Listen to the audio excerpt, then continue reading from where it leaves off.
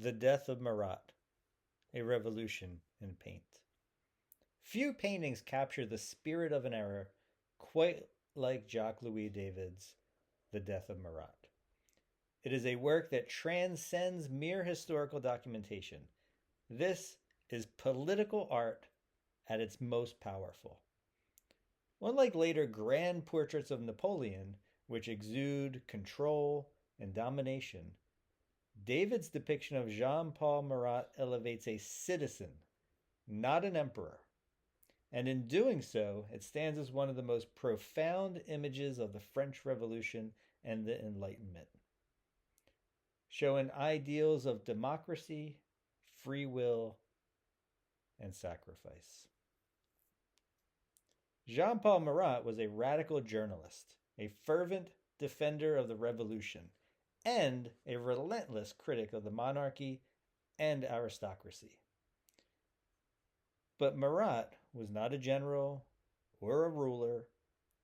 He was a writer, an advocate, a voice for the people. His assassination at the hands of Charlotte Corday was an act meant to silence him.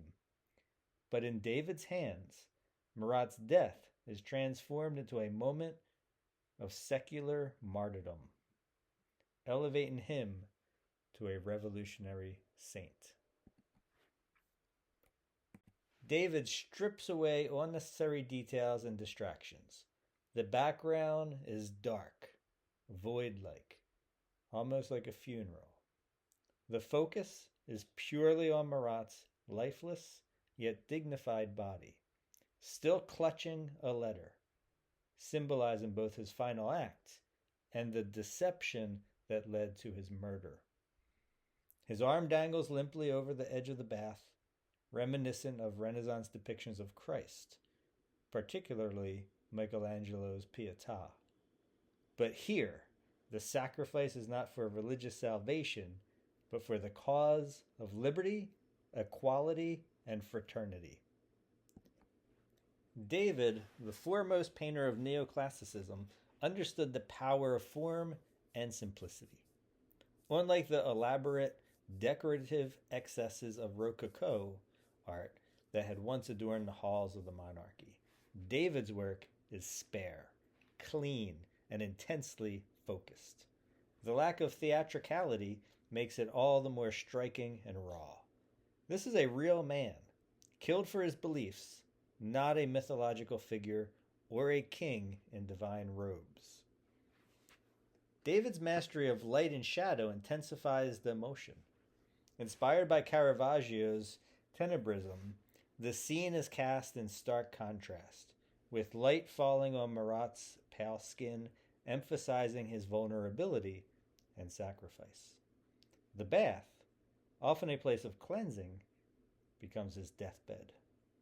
The wooden writing desk, hastily inscribed with A. Marat David, serves as a makeshift tombstone, linking the painter directly to his subject and further immortalizing him. What makes the death of Marat even more significant is how it contrasts with David's later paintings of Napoleon Bonaparte. Napoleon, originally a figure of revolutionary hope, soon became a self-stylized emperor, a new kind of monarch draped in military regalia and crowned by his own hand. David, ever the political chameleon, later painted Napoleon crossing the Alps, a work that glorifies power, ambition, and personal supremacy. But here, the death of Marat belongs to a different revolutionary moment, a different David. One still rooted in the dreams of democracy, the belief that revolution was fought for the people, not a single ruler. Marat's death is not about conquest or empire. It is about sacrifice for the collective good. Today, the death of Marat is housed in Brussels, a city that, in many ways, embodies the ideals Marat fought for.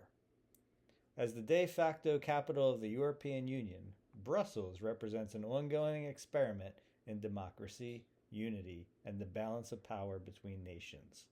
values that align closely with the revolutionary hopes of liberté, égalité, and fraternité. Standing before this painting in the Royal Museum of Fine Arts in Belgium, one can still feel the weight of history pressing down. And unlike the crowded hall surrounding the Mona Lisa or the grand spectacle of Napoleon's portraits, this painting often sits in a quiet, contemplative, small room, mirroring the peaceful museum wings where I found solace in the past. The guards here, too, seem to exude a certain stillness, as if aware that they are watching over something not just beautiful, but profoundly human and profoundly important. At its core, the Death of Marat is not just a depiction of a falling revolutionary. It is a declaration of values. It tells us that power should belong to the people, that sacrifice for democracy has meaning, and that art can be a weapon as strong as the written or spoken word. Unlike the grand, self-glorifying images of Napoleon that would follow, the Death of Marat remains a painting for the people, a symbol of the best hopes of the Enlightenment, a vision of a world where leadership is not about control, but about the fight for freedom itself.